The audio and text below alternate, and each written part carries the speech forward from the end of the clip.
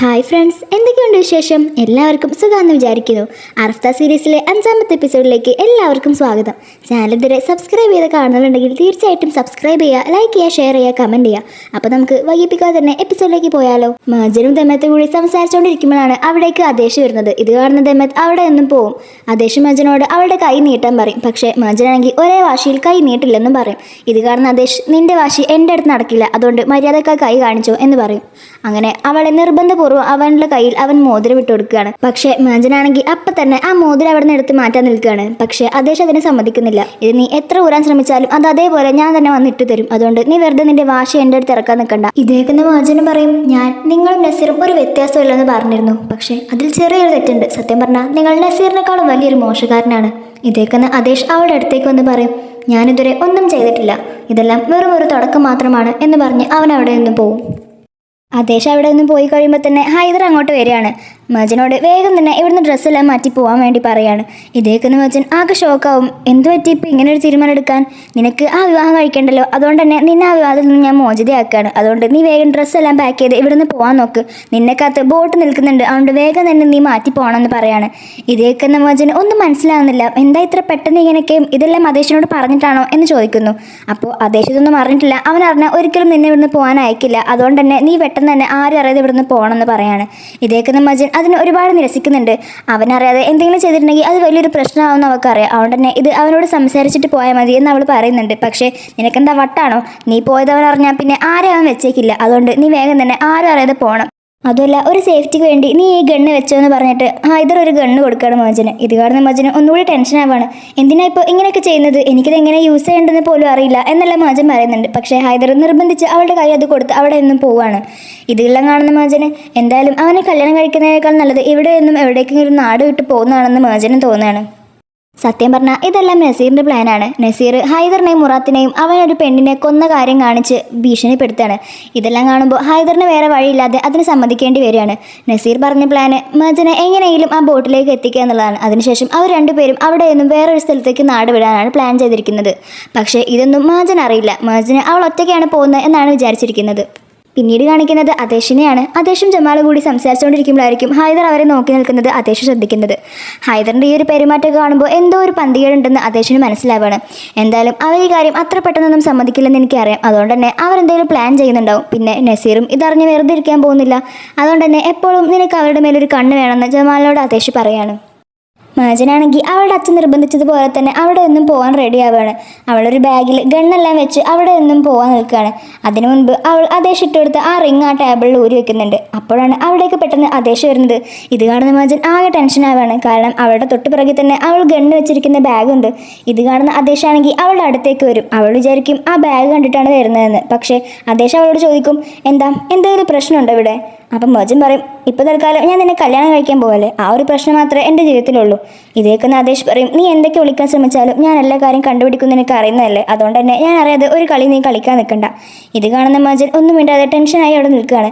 അങ്ങനെ അദേശ് നേരെ അവളുടെ അടുത്തേക്ക് വരും. ഇത് കാണുന്ന മജൻ ആ ബാഗ് എടുക്കാനാണ് വരുന്നതെന്ന് വിചാരിക്കും. പക്ഷേ അദേശ് നേരെ അവൾ അവിടെ ഊരി വെച്ച റിങ്ങാണ് എടുക്കുന്നത്. നിന്നോട് ഞാൻ പറഞ്ഞതല്ലേ, നീ ഇത് എത്ര തവണ ഊരി വെക്കാൻ ശ്രമിച്ചാലും ഞാൻ അതിനൊക്കെ ഇട്ടുതരും, അതുകൊണ്ട് തന്നെ ഈ റിങ് ഊരി വെക്കാന്നുള്ള മണ്ടത്തരം നീ ഇനി കാണിക്കാൻ നിൽക്കണ്ട. അതെല്ലാം എന്തിനാണ് ഹൈദർ ഇങ്ങോട്ട് വന്നത് എന്ന് അദേശ് ചോദിക്കുന്നുണ്ട്.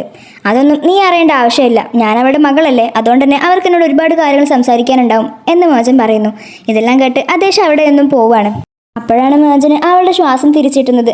അവൾ വേഗം അവൻ ഇട്ടുകൊടുത്ത മോതിരം അവിടെ തന്നെ ഊരി വെച്ച് വേഗം ഡ്രസ്സെല്ലാം പാക്ക് ചെയ്ത് റെഡിയായി അവിടെ നിന്നും പോകാൻ നിൽക്കുകയാണ്. അങ്ങനെ ആരും കാണാതെ അവൾ അവിടെ നിന്നും ബാഗെല്ലാം എടുത്ത് വാതിൽ തുറന്ന് പോകാൻ നിൽക്കുമായിരിക്കും. അപ്പോഴാണ് പെട്ടെന്ന് വാതിൽ തുറന്ന് അദേശ് അവിടേക്ക് വരുന്നത്. നീ എവിടേക്കാണ് പോകാൻ നിൽക്കുന്നത് എന്ന് ചോദിക്കും. ഞാൻ എവിടേക്കും പോകുന്നില്ലെന്ന് അവൾ കള്ളം പറയുന്നത് കാണിച്ച് ഇവിടെ നിന്നും എങ്ങനെയെങ്കിലും ഓടിപ്പോകുമെന്ന് എനിക്ക് അറിയായിരുന്നു. പക്ഷേ ഇനി അവൻ നടക്കാൻ പോകുന്നില്ല. വേഗം പോയി റെഡി ആവാൻ നോക്കൂ, 1 മണിക്കൂറിനുള്ളിൽ നമ്മളെ കല്യാണം നടക്കും. പക്ഷേ മജൻ ഇതിനൊന്നും സമ്മതിക്കുന്നില്ല. ഇതേക്കുന്ന അദേശ് പറയും, നീ കുറച്ച് സ്മാർട്ടാണെന്നാണ് വിചാരിച്ചത്, പക്ഷേ എനിക്ക് തെറ്റി. അല്ലാന്നുണ്ടെങ്കിൽ നീ ഒരിക്കലും ആ നസീറിനൊന്നും വിശ്വസിച്ച് അവൻ്റെ കൂടെ പോകാൻ നിൽക്കില്ലല്ലോ. ഇത് കേൾക്കുമ്പോൾ മജൻ ആകെ ഷോക്കാകുന്നുണ്ട്. കാരണം അവൾ വിചാരിച്ചിരിക്കുന്നത് അവൾ ഒറ്റയ്ക്കാണ് പോകുന്നതെന്നാണ്. ഇതിനിടയിൽ ഇപ്പോൾ നസീർ എങ്ങനെ വന്നു എന്ന് അവൾ ആലോചിക്കുന്നുണ്ട്. അങ്ങനെ അദേശ് അവളുടെ കൈ പിടിച്ച് മുകളിലേക്ക് കൊണ്ടുപോകാൻ നിൽക്കുമായിരിക്കും. അപ്പോഴാണ് ഹൈദർ പുറകിലൂടെ വന്ന് അദേശിൻ്റെ തലക്കിട്ടടിക്കുന്നത്. അദേശാണെങ്കിൽ അപ്പോൾ തന്നെ അവിടെ ബോധം കെട്ട് വീഴാണ്. ഇത് കാണുന്ന മജൻ ആകെ പേടിയാവാണ്. നിങ്ങൾ എന്തിനാ അവനെ തല്ലിയത്? അവൻ്റെ ബോധം പോയി എന്ന് പറഞ്ഞ് അവൻ എടുക്കാൻ നിൽക്കുമായിരിക്കും മജൻ. പക്ഷേ ഇതെല്ലാം കാണുന്ന ഹൈദർ, നീ എത്രയും പെട്ടെന്ന് ഇവിടുന്ന് പോകാൻ നോക്ക്, ഇവൻ്റെ കാര്യം ഞങ്ങൾ നോക്കിക്കോളാം എന്ന് പറയുന്നു. പറയുന്നുണ്ട്. മേജൻ അതിനൊട്ടും താല്പര്യമില്ലെങ്കിലും അവരിങ്ങനെ നിർബന്ധിക്കുമ്പോൾ അവൾ അവിടെ നിന്നും പോവാണ്. അങ്ങനെ ബോധം കെട്ട് കിടക്കുന്ന അദേശിനെ ഹൈദറും മുറാത്തും കൂടി പൊക്കിയെടുത്തുകൊണ്ട് തന്നെ ഒരു സ്റ്റോർ റൂമിൽ കൊണ്ടുപോയി കിടത്തുകയാണ്. അതിനുശേഷം അവർ മേജനോട് യാത്ര പറയാൻ വേണ്ടി വരികയാണ്. അപ്പം മേജൻ ചോദിക്കുന്നുണ്ട്, അച്ഛാ ഇത് ഞാൻ ഒറ്റയ്ക്ക് തന്നെയല്ലേ പോകുന്നത്, ഇതിൽ നസീറിൻ്റെ എന്തെങ്കിലും പ്ലാൻ ഉണ്ടോ എന്ന് ചോദിക്കും. ഇത് കേൾക്കുന്ന ഹൈദർ കുറച്ച് ടെൻഷനായിട്ട് പറയും, നീ എന്തിനാണ് ഇപ്പോൾ അതെല്ലാം ആലോചിച്ച് വിഷമിക്കുന്നത്, നിനക്ക് ഇപ്പോഴും ഞങ്ങളൊന്നും വിശ്വാസമില്ലേ, ഞങ്ങൾ നിന്റെ നല്ലതിന് വേണ്ടിയാണ് പറയുന്നത്, അതുകൊണ്ട് തന്നെ നീ ഇപ്പോൾ ആരും കാണാതെ ഇവിടെ നിന്ന് വേഗം പോയിക്കോ, എല്ലാ കാര്യങ്ങളും ഞാൻ അവിടെ അറേഞ്ച് ചെയ്ത് വെച്ചിട്ടുണ്ട് എന്നെല്ലാം ഹൈദർ അവളോട് പറയാണ്. എങ്കിൽ ഇതെല്ലാം ആസ്ലി കാണുന്നുണ്ട്. ആസ്ലിക്ക് ഇതെല്ലാം കാണുമ്പോൾ മേജൻ അവിടെ നിന്നും പോവുകയാണെന്ന് മനസ്സിലാവും. അതുകൊണ്ട് തന്നെ അവൾക്ക് ഒത്തിരി സന്തോഷമാവും. അവിടേക്ക് അദേശിൻ്റെ ഒരു ഗാർഡ് വരുന്നുണ്ട്. പക്ഷേ അവൾ അവനെ അവിടെ നിന്നും തടയാണ്. ഇവിടെ ഞാൻ നിൽക്കുന്നുണ്ട്, നീ മുന്നോട്ട് പോയാൽ മതി എന്ന് പറഞ്ഞ് അവനെ അവിടെ നിന്നും പറഞ്ഞയക്കുകയാണ്. അതിനുശേഷം ആസ്ലിക്ക് ഒരുപാട് സന്തോഷമാവുകയാണ്. അങ്ങനെ മേജൻ അദേശിൻ്റെ ജീവിതത്തിൽ നിന്നും പോയല്ലോ എന്ന് അവൾ സമാധാനിക്കുകയാണ്. ഇതിനിടയിൽ അദേശിനെ അവിടെ എവിടെയും കാണാത്തതുകൊണ്ട് തന്നെ ജമാൽ അവനെ അന്വേഷിച്ച് നടക്കുന്നുണ്ട്. പിന്നീട് കാണിക്കുന്നത് മേജനെയാണ്. അവൾ കാറിൽ പോയിക്കൊണ്ടിരിക്കുമ്പോഴായിരിക്കും അവൾക്ക് അദേശിനെ കുറിച്ച് ഓർമ്മ വരുന്നത്. അതുകൊണ്ട് തന്നെ അവൾ മുറാത്തിനെ വിളിച്ച് ചോദിക്കുകയാണ്, അദേശിന് കുഴപ്പമൊന്നുമില്ലല്ലോ, നിങ്ങൾ നന്നായി അവൻ്റെ തലക്ക് അടിച്ചോ? ഇത് കേൾക്കുന്ന മുറാത്തിന് നല്ല ദേഷ്യം വരുന്നുണ്ട്. അവനിപ്പോൾ കുഴപ്പമൊന്നുമില്ല, നീ അവനെക്കുറിച്ച് ആലോചിച്ച് പേടിക്കേണ്ട ആവശ്യമൊന്നുമില്ല, നീ ഇപ്പോൾ എത്രയും പെട്ടെന്ന് അവിടേക്ക് എത്താൻ നോക്ക് എന്ന് പറയും. പക്ഷേ മേജനാണെങ്കിൽ അദേശിനെ കുറിച്ച് ആലോചിച്ച് ഒരുപാട് വിഷമവും എന്തൊക്കെയോ അവളുടെ മനസ്സിലിങ്ങനെ പോകുന്നുണ്ട്. പിന്നീട് കാണിക്കുന്നത് അദേശിനെയാണ്. അവനൊരു സ്വപ്നം കാണാണ്. അവൻ ചെറിയ കുഞ്ഞായിരുന്ന സമയത്ത് ഹൈദർ അവനെ ഇതുപോലെ തല്ലിയിടുമ്പോഴെല്ലാം മേജൻ അവിടേക്ക് വരുമായിരുന്നു. താഹിർ എഴുന്നേൽക്ക്, നിനക്ക് എന്ത് പറ്റി എന്ന് പറഞ്ഞ് മേജൻ അവനെ ഇങ്ങനെ വിളിക്കുമായിരുന്നു. ഇതെല്ലാം അവൻ അവിടെ ഇരുന്നും സ്വപ്നം കാണാണ്. അങ്ങനെ അവൻ കണ്ണു തുറന്ന് നോക്കുമ്പോൾ മേജൻ അവൻ്റെ അടുത്തിരുന്ന് അവനെ ഇതുപോലെ വിളിക്കുന്നത് അവനക്ക് തോന്നുകയാണ്. അങ്ങനെ മേജൻ അവിടെ ശരിക്കും ഉണ്ടെന്ന് വിചാരിച്ച് അവൻ അവൾക്ക് നേരെ കൈ നീട്ടുകയാണ്. അപ്പോഴാണ് അവിടേക്ക് ജമാലും ആസ്ലിം എല്ലാം അവനെ തെരഞ്ഞു വരുന്നത്. ഇത് കാണുന്ന അവർക്ക് നല്ല ടെൻഷൻ ആവുന്നുണ്ട്. അങ്ങനെ അവർ അദേശിനെ അവിടെ നിന്ന് എഴുന്നേൽപ്പിക്കുകയാണ്. മേജൻ അവിടെ നിന്നും പോയ കാര്യം അദേശിന് മനസ്സിലായിട്ടുണ്ടാവും. ഇതെല്ലാം അവൻ ജമാലിനോട് പറയാണ്. അപ്പോൾ ജമാലാണെങ്കിൽ അതെല്ലാം അന്വേഷിച്ച് കണ്ടെത്തിയിട്ടുണ്ടാവും. അവൾ നസീറിൻ്റെ കൂടെയാണ് പോകാൻ നിൽക്കുന്നത്. നസീർ അവൾക്ക് വേണ്ടി മെറിയാനയിൽ ബോട്ടിൽ വെയിറ്റ് ചെയ്യുന്നുണ്ട് എന്നെല്ലാം ജമാൽ അവനോട് പറയാണ്. ഇതെല്ലാം കേൾക്കുന്ന അദേശിന് നല്ല ദേഷ്യം വരികയാണ്. അവർക്ക് എങ്ങനെയാണ് നമ്മളിങ്ങനെ മണ്ടന്മാരാക്കാൻ തോന്നിയത്, നമ്മുടെ പ്ലാനിൽ എവിടെയാണ് ഇങ്ങനെ ഒരു തെറ്റ് പറ്റിയത് എന്നെല്ലാം അദേശ് ചിന്തിക്കുന്നുണ്ട്. അപ്പോൾ മുസൈനും ആസ്ലിം അവളുടെ പിറകെ പോയി വെറുതെ നിന്റെ ജീവിതം കളയണ്ട, അത് നമുക്ക് വേണ്ട എന്ന് പറയുന്നുണ്ട്. പക്ഷേ അദേശ് അതിന് സമ്മതിക്കുന്നില്ല. അവൾ നസീറിൻ്റെ കൂടെയാണ് പോകുന്നതെന്ന് അവൾക്ക് തന്നെ അറിയില്ല എന്നുള്ള കാര്യം അദേശിന് മനസ്സിലായിട്ടുണ്ടായിരുന്നു. അങ്ങനെ അദേശ് അവിടെ നിന്നും പോവാണ്. അങ്ങനെ അദേശ് ഒരു ബൈക്ക് എടുത്തുകൊണ്ട് തന്നെ അവളെ തെരഞ്ഞു വരികയാണ്. അങ്ങനെ മേജൻ അപ്പോഴേക്കും അവിടെ എത്തിയിട്ടുണ്ടാവും. മേജൻ ആ ബോട്ടിലേക്ക് നടക്കാൻ നിൽക്കുമ്പോഴായിരിക്കും അവൾക്ക് പെട്ടെന്നൊരു മെസ്സേജ് വരുന്നത്. അതിൽ അവിടെ നസീർ അവൾക്ക് വേണ്ടി വെയിറ്റ് ചെയ്ത് നിൽക്കുന്ന വീഡിയോ ആയിരിക്കും. ഇത് കാണുന്ന മേജന് ആകെ വിഷമാവാണ്. അച്ഛൻ എന്തിനാണ് എന്നോട് കള്ളം പറഞ്ഞത്, ഞാൻ അച്ഛനോട് ചോദിച്ചതാണല്ലോ, ഇതെല്ലാം നസീറിൻ്റെ പ്ലാനാണെന്ന് ഞാൻ ആദ്യം ചോദിച്ചതാ, പക്ഷേ അച്ഛൻ അപ്പോഴും എന്നോട് നുണ പറഞ്ഞു, എന്തിനാ അച്ഛാ നിങ്ങളോട് നുണ പറഞ്ഞത് എന്ന് പറഞ്ഞ് മേജൻ അവിടെ ആകെ വിഷമിച്ചിരിക്കുകയാണ്. അപ്പോഴാണ് അവിടേക്ക് ഒരു ബൈക്കിൽ അദേശ് വരുന്നത്. ഇത് കാണുന്ന മേജൻ അവളുടെ മനസ്സിൽ ചിന്തിക്കും, നിങ്ങൾ വീണ്ടും വന്നല്ലേ, സത്യം പറഞ്ഞാൽ നിങ്ങൾ എന്നോട് മുൻപ് പറഞ്ഞതുപോലെ നിങ്ങൾ എൻ്റെ രക്ഷകനാണോ അതോ മറ്റെന്തെങ്കിലും ആണോ എന്നവൾ ചിന്തിച്ചു പോവാണ്. അവൾക്ക് നസീറിൻ്റെ കൂടെ പോകാൻ ഒട്ടും താല്പര്യമില്ല. പക്ഷേ അദേശിൻ്റെ കാര്യത്തിലും അവൾക്ക് ഏകദേശം അങ്ങനെയൊക്കെ തന്നെയാണ്. അതുകൊണ്ട് തന്നെ ഇനിയിപ്പോൾ അവൾ എന്ത് ചെയ്യും എന്ന് ആലോചിച്ച് നിൽക്കുകയാണ് അവിടെ. പിന്നീട് നേരെ സീൻ കട്ട് ചെയ്ത് കാണിക്കുന്നത് മേജൻ്റെ വീടാണ്. അവിടെ എല്ലാവരും വന്നിട്ടുണ്ടാവും. അപ്പോഴാണ് അവിടേക്ക് അദേശും അവൻ്റെ വെഡ്ഡിങ് ഡ്രസ്സ് ഇട്ടുകൊണ്ട് അങ്ങോട്ട് വരുന്നത്. അങ്ങനെ അവരെല്ലാവരും മേജന് വേണ്ടി വെയിറ്റ് ചെയ്തിരിക്കുകയായിരിക്കും. ദമത്തിനോട് മേജനെ വിളിച്ചു വരാൻ വേണ്ടി അവളുടെ അമ്മ പറയും. അദേശ് ജമാലിനോട് സംസാരിക്കുകയായിരിക്കും. ഇതെല്ലാം ഞാൻ എൻ്റെ സഹോദരിക്ക് വേണ്ടിയാണ് ചെയ്യുന്നത്, എയിലിന് വേണ്ടി. ഹൈദർ എന്നിൽ നിന്നും അവളെ പറിച്ചു മാറ്റും, അതുപോലെ അവൻ്റെ എല്ലാ കാര്യങ്ങളും അവനിൽ നിന്നും ഞാൻ തന്നെ പറിച്ചു മാറ്റും എന്ന് അദേശ് അവരോട് പറയാണ്. അപ്പോഴാണ് എല്ലാവരെയും അമ്പരിപ്പിച്ചുകൊണ്ട് അവിടേക്ക് മേജൻ വരുന്നത്. അദേശ് അവൾക്ക് ഒരു വൈറ്റ് കളർ വെഡ്ഡിങ് ഡ്രസ്സാണ് കൊടുത്തിരുന്നത്. എല്ലാവരും വെഡ്ഡിങ്ങിന് വൈറ്റ് കളർ ഡ്രസ്സാണ് ഇടുന്നത്. പക്ഷേ മേജനാണെങ്കിൽ നേരെ മറിച്ച് ഒരു ബ്ലാക്ക് കളർ വെഡ്ഡിങ് ഡ്രസ്സ് ഇട്ടുകൊണ്ടാണ് അങ്ങോട്ട് വരുന്നത്. ഇത് കാണുന്ന എല്ലാവരും ഷോക്കായി പോവാണ്. ഇത് കണ്ടുകൊണ്ട് അദേശ് അവളുടെ അടുത്തേക്ക് വരികയാണ്. അപ്പോഴാണ് അവിടെ എന്താണ് ശരിക്കും നടന്നതെന്ന് നമുക്ക് കാണിച്ചു തരുന്നത്.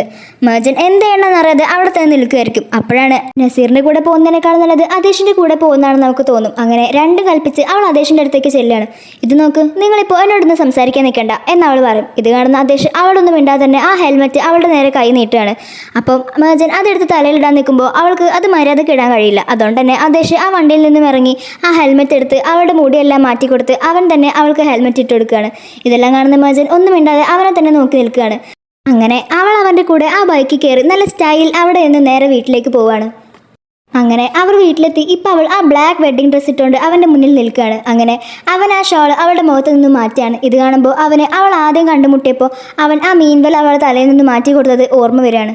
പിന്നീട് കാണിക്കുന്നത് നസീറിനെയാണ്. നസീർ ഇപ്പോൾ മേജനെ കാത്ത് അവിടെ തന്നെ നിൽക്കുകയാണ്. അപ്പോഴാണ് അവൻ്റെ ഫോണിലേക്ക് ഒരു മെസ്സേജ് വരുന്നത്. അതെടുത്ത് നോക്കുമ്പോൾ മേജൻ ആ ബ്ലാക്ക് വെഡിങ് ഡ്രസ് ഇട്ട് അവിടെ നിൽക്കുന്നതായിരിക്കും. ഇതെല്ലാം കാണുന്ന നസീറിന് നല്ല ദേഷ്യം വരികയാണ്. നിന്നെ ഞാൻ ഒരിക്കലും വിട്ടുകൊടുക്കില്ല മേജൻ എന്ന് അവൻ പറയുന്നുണ്ട്. പിന്നീട് കാണിക്കുന്നത് അത്തേഷിനെയും മേജനെയാണ്. നിനക്ക് ബ്ലാക്ക് കളർ നന്നായി സ്യൂട്ട് ആവുന്നുണ്ട് എന്ന് അവൻ പറയും. ഇത് കേൾക്കുമ്പോൾ മേജനും പറയും, ഇതെല്ലാം കണ്ട് നീ ജയിച്ചു എന്ന് വിചാരിക്കണ്ട, നോക്കിക്കോ, നമ്മുടെ ഡീല് 187 ദിവസത്തിനല്ലേ, അതിൻ്റെ ഉള്ളിൽ എന്തായാലും ഞാൻ അതിൽ നിന്ന് മോചിതയാവും, അത് നീ നോക്കിക്കോ. ഇത് കേൾക്കുമ്പോൾ അത്തേഷ് പറയും, ഓക്കെ, ഞാൻ എന്തായാലും ഇവിടെ തന്നെ നിൽക്കുകയല്ലേ, എല്ലാം നമുക്ക് കാണാം. അങ്ങനെ അവർ രണ്ടുപേരും കൂടി വെഡ്ഡിങ് നടക്കുന്ന സ്ഥലത്തേക്ക് പോവുകയാണ്.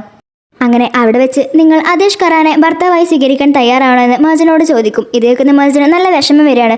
പക്ഷേ ഹൈദറിനെ മുഖം കണ്ടുകൊണ്ട് തന്നെ അവൾ ഒരുപാട് വിഷമത്തോടു കൂടി അതിന് സമ്മതമാണെന്ന് പറയുന്നു. അതിനുശേഷം ആദേശിനോടും ചോദിക്കുന്നുണ്ട്. അപ്പോൾ ആദേശും അതിന് തയ്യാറാണെന്ന് പറയുന്നു. അങ്ങനെ അവരുടെ വെഡ്ഡിങ് അവിടെ നടക്കുകയാണ്. അവർ രണ്ടുപേരും ആ രജിസ്റ്ററിൽ സൈൻ എല്ലാം ചെയ്യുന്നുണ്ട്. അതിനുശേഷം പിന്നീട് ആദേശിനെയാണ് കാണിക്കുന്നത്. ഹൈദറിനോടുള്ള പ്രതികാരത്തിന്റെ ആദ്യത്തെ കടമ്പയാണ് ഈ കല്യാണം. അതിപ്പോൾ നടന്നു കഴിഞ്ഞിരിക്കുന്നു എന്ന് അവൻ ആലോചിക്കുക. അതോടുകൂടി അറഫ്ത സീരീസിന്റെ 5ാമത്തെ എപ്പിസോഡോട് അവസാനിക്കുകയാണ്. ഈ എപ്പിസോഡ് എല്ലാവർക്കും ഇഷ്ടപ്പെട്ടെന്ന് വിചാരിക്കുന്നു. ഇഷ്ടപ്പെട്ട തീർച്ചയായിട്ടും ലൈക്ക് ചെയ്യുക, ഷെയർ ചെയ്യുക, സബ്സ്ക്രൈബ് ചെയ്യുക, കമൻറ്റ് ചെയ്യുക. അടുത്ത എപ്പിസോഡായിട്ട് നമ്മൾ വീണ്ടും വരുന്നതായിരിക്കും. അതുവരെ ബായ്.